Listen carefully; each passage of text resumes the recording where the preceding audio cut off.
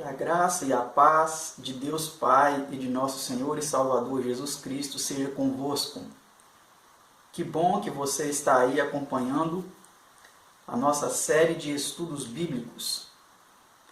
Nós começamos agora a importante série Estudos Bíblicos, baseada no livro da CPB, edição de 1979, Estudos Bíblicos. Este é o nome do livro no qual está baseada essa nossa série de estudos bíblicos. Você gosta de estudar a Bíblia? Eu amo estudar a Palavra de Deus. Se você gosta, se você está aí porque gosta e quer acompanhar conosco esta série de estudos bíblicos, eu convido a você então que se coloque de joelhos agora para nós levarmos a Deus uma prece, fazemos uma oração, pedindo a Deus a iluminação do Espírito Santo para compreendermos este estudo que trataremos hoje, que tem como título As Escrituras. Vamos orar?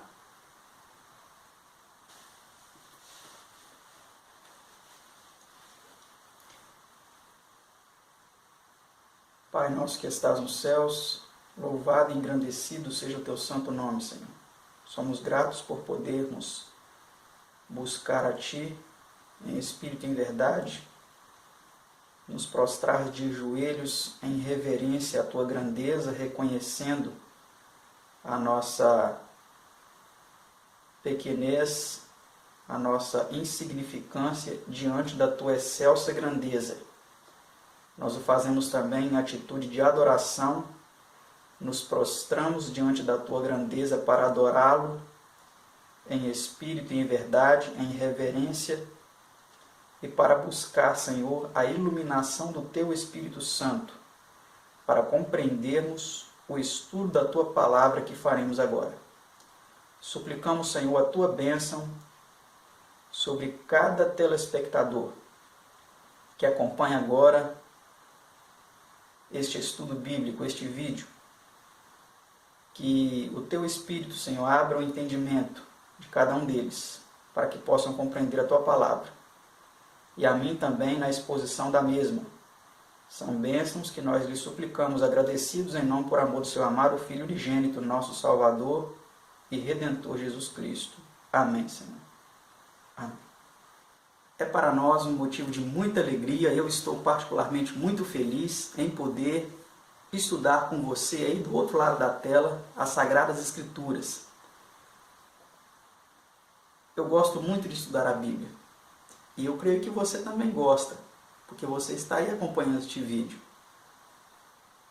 Vamos então fazer essa primeira lição, este primeiro estudo, que tem como título As Escrituras.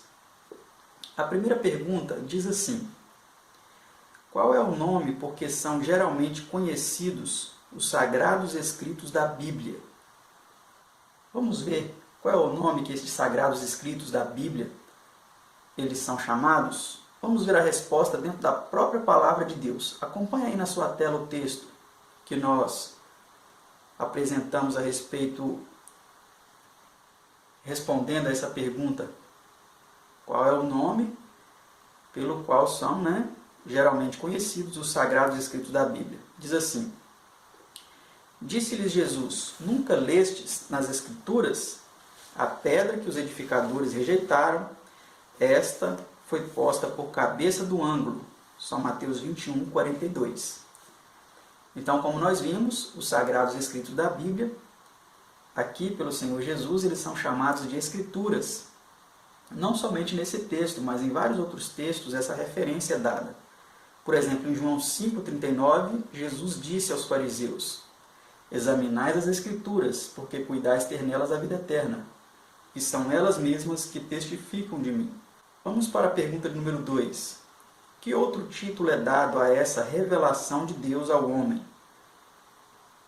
Vamos ver como outro título que é dado a essa revelação de Deus ao homem, as Sagradas Escrituras. Acompanhe a resposta aí conosco. Diz assim: mas respondendo ele, disse-lhes: minha mãe e meus irmãos são aqueles que ouvem a palavra de Deus e a executam. Lucas 8, 21.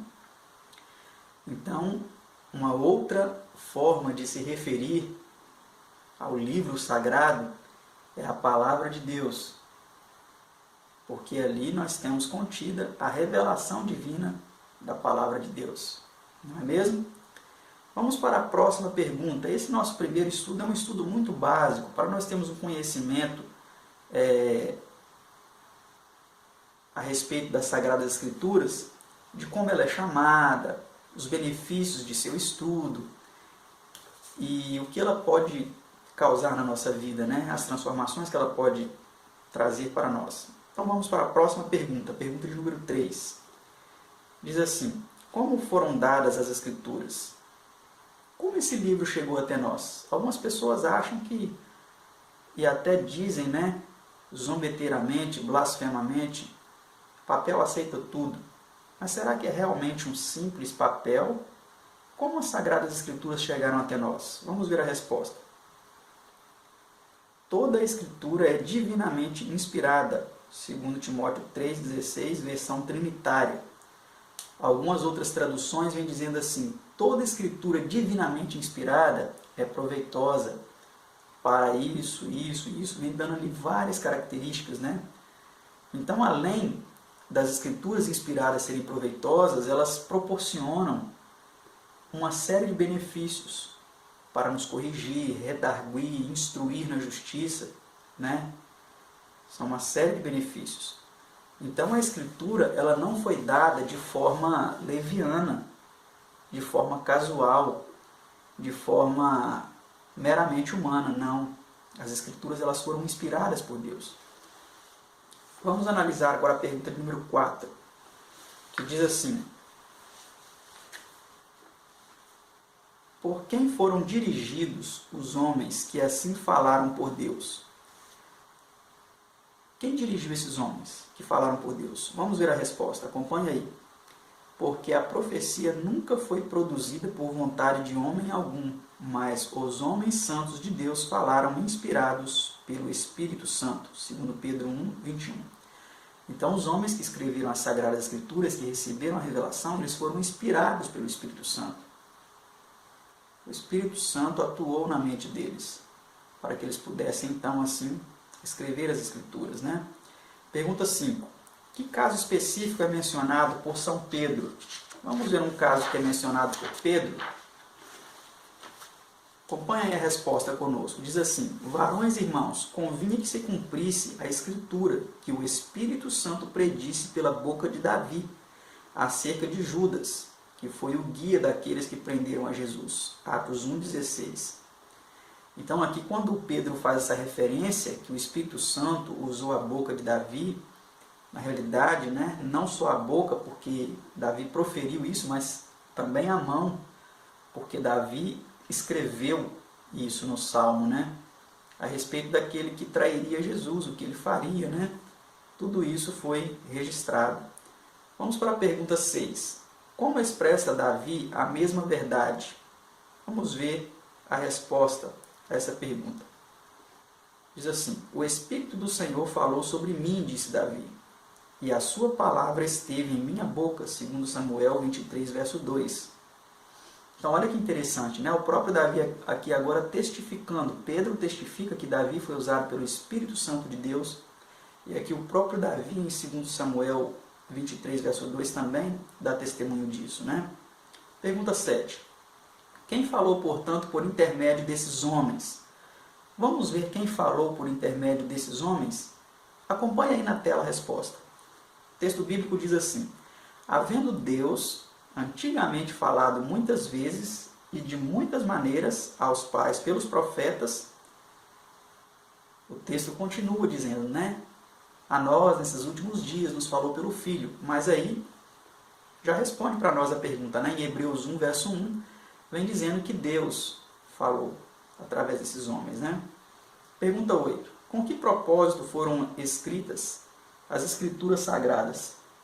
Qual é o propósito? Será que esse livro foi escrito para que os religiosos, ou usasse para ganhar dinheiro, para tirar dinheiro das pessoas? Será que as Escrituras foram produzidas para manipular as massas? Será que ela teve qualquer outro objetivo que não esse que está aí na tela, que nós vamos mostrar para você? Acompanhe aí. Porque tudo que dantes foi escrito, para nosso ensino foi escrito, para que pela paciência e consolação das Escrituras tenhamos esperança. Romanos 15, verso 4.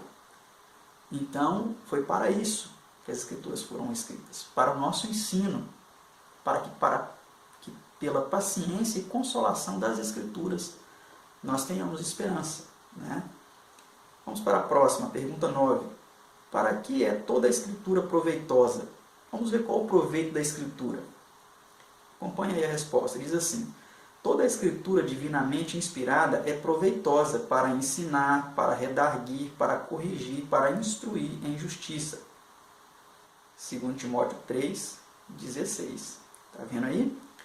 Então ele vem dizendo que toda Escritura inspirada, ela é proveitosa. E a Escritura que não é inspirada? Ela não é proveitosa, né?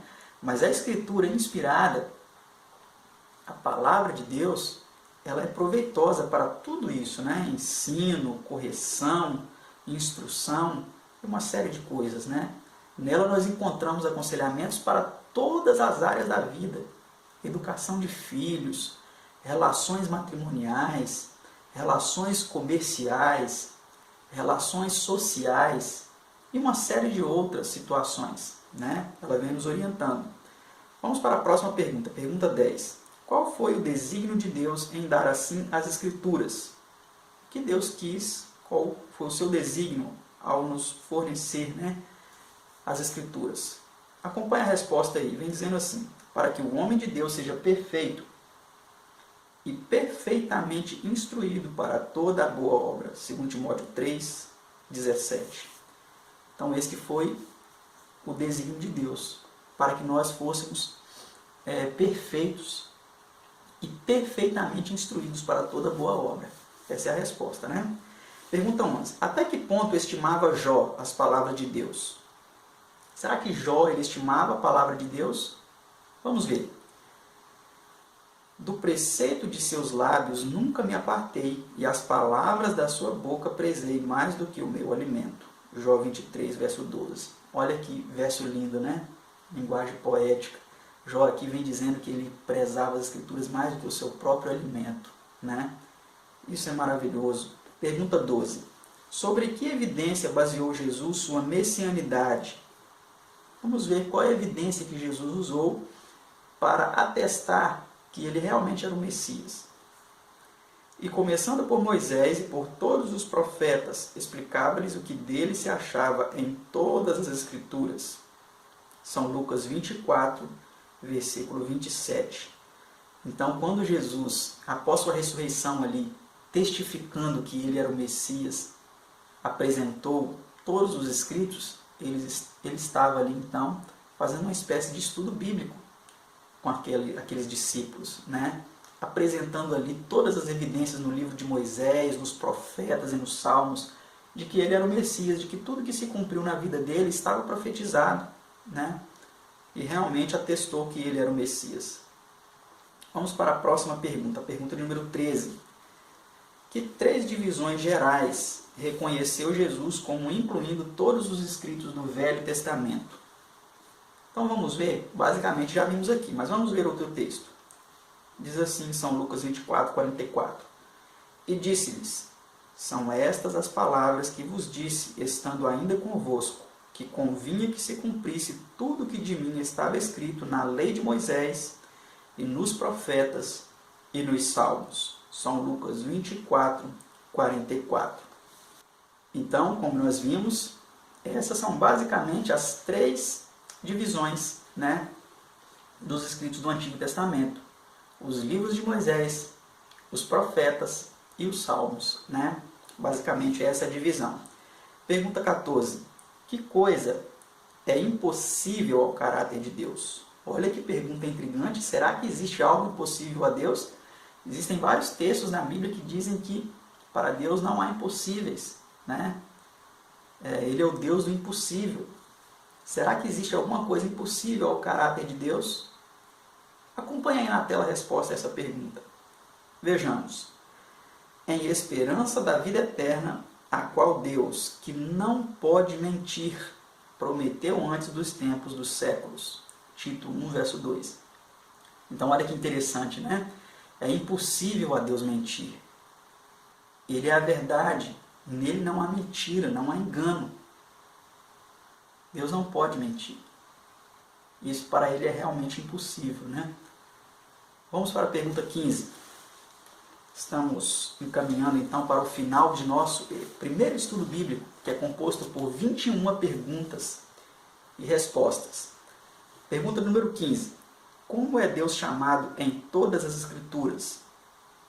Vamos ver como é Deus chamado. Uma das formas, né, pelas quais Deus é chamado. Existem outras, mas vamos ver aqui uma das formas pela qual ele é chamado nas Escrituras. Diz assim: Ele é a rocha, cuja obra é perfeita, porque todos os seus caminhos juízos são.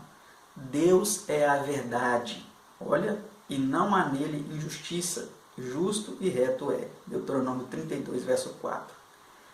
Então, amados, aqui nós, nas Escrituras, em Deuteronômio 32, verso 4, vemos claramente que Deus é a verdade. Nele não há mentira, não há injustiça, não há erro. Né? Ele é a rocha, né? Outro nome que é dado a ele. Não que Deus seja uma pedra, isso é uma linguagem poética, né? Usada aqui para descrever a Deus. Assim como uma rocha inamovível, né? Que não se pode mover, assim ele é. Próxima pergunta, pergunta 16. Qual deve ser, portanto, o caráter de sua palavra? A resposta vem dizendo, nas próprias Escrituras, né?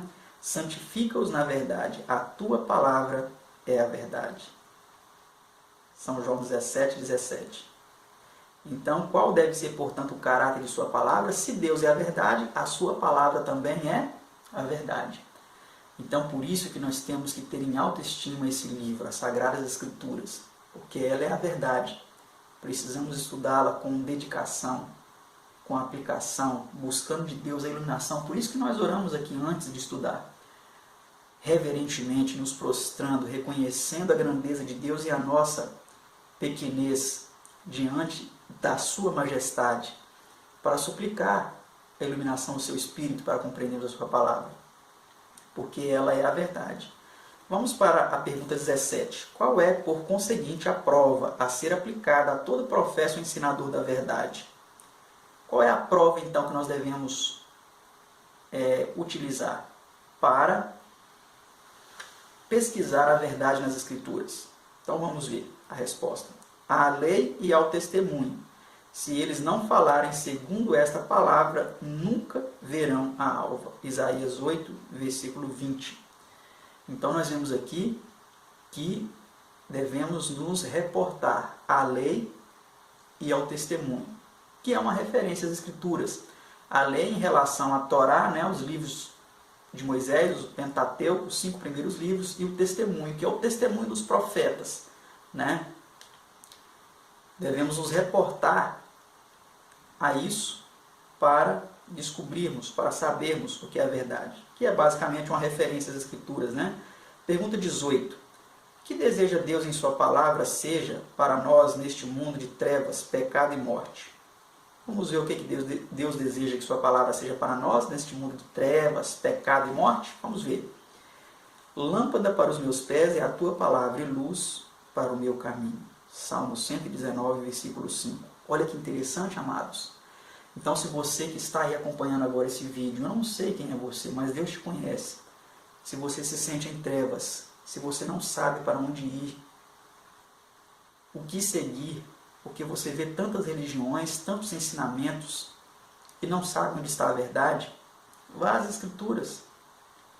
Ela é a lâmpada, é a luz que Deus proporcionou para nos guiar na sua verdade, nos seus caminhos. Estude as Escrituras e Deus revelará a você a sua vontade. E não vai deixar você em trevas. Próxima pergunta, pergunta 19. Até que ponto engrandeceu Deus sua palavra? Será que Deus engrandeceu em pouca medida a sua palavra? Vamos ver se ele engrandeceu pouco ou muito. Pois engrandeceste a tua palavra acima de todo o teu nome. Salmo 138, versículo 2. Olha que verso importantíssimo. A palavra de Deus ela foi engrandecida acima de todo o seu nome. Então precisamos realmente reconhecer esse livro como digno de atenção, de estudo, de dedicação. Olha o que diz essa nota aí, interessante em nosso estudo. Deus fez isso referendando suas promessas com um juramento baseado sobre si mesmo. Hebreus 6, 13 e 14. Desse modo, pois, em penhor e em jogo o seu nome ou caráter, para o cumprimento de sua palavra. Então, olha que interessante, né? Ele colocou a sua palavra em tão alta estima que ele a sobrepujou ao seu próprio nome. Para nós termos uma noção da importância de considerarmos em alta estima, né? Em elevada estima, que nós não podemos nem medir, as Sagradas Escrituras, a Palavra de Deus. Vamos para a próxima pergunta, a penúltima do nosso estudo, de número 1, as Escrituras. Pergunta de número 20 diz assim: onde se acha a verdadeira poesia da vida? Olha que pergunta interessante. Eu gosto muito de poesia. Eu, assim como você, também sou um poeta. Porque se você não é um poeta que escreve, você é um poeta que vive, que busca rimar os seus desejos, os seus sonhos com realizações e uma série de outras coisas. Mas eu particularmente gosto de escrever poesias. E aqui temos essa pergunta, uma pergunta muito interessante. Onde se acha a verdadeira poesia da vida? Vamos ver a resposta. Os teus estatutos têm sido os meus cânticos no lugar das minhas peregrinações. Salmo 119, versículo 54. Olha que interessante. Então, os testemunhos de Deus ao salmista aqui eram o quê? Eram a fonte de cântico, de júbilo do salmista, né? Talvez eu goste muito de poesia porque eu também gosto muito de estudar a palavra de Deus. E você? Gosta de estudar a Bíblia? Se você não gosta, eu creio que você vai começar a gostar. Que Deus atue na sua vida para que você desperte o desejo por estudar as Escrituras, a palavra de Deus. Vamos para a última pergunta do nosso primeiro estudo, as Escrituras. Ela diz assim: por quanto tempo subsistirá a palavra de Deus? Será que este livro está ultrapassado? Ele já não serve mais? Ele já é algo que foi para o século passado, para o povo daquela época, para nós hoje ele não tem importância nenhuma? Vamos ver o que diz a própria palavra de Deus. Seca-se a erva e caem as flores, mas a palavra do nosso Deus subsiste eternamente. Isaías 40, versículo 8. Outro texto: o céu e a terra passarão, mas as minhas palavras não hão de passar. São Mateus 24, versículo 35.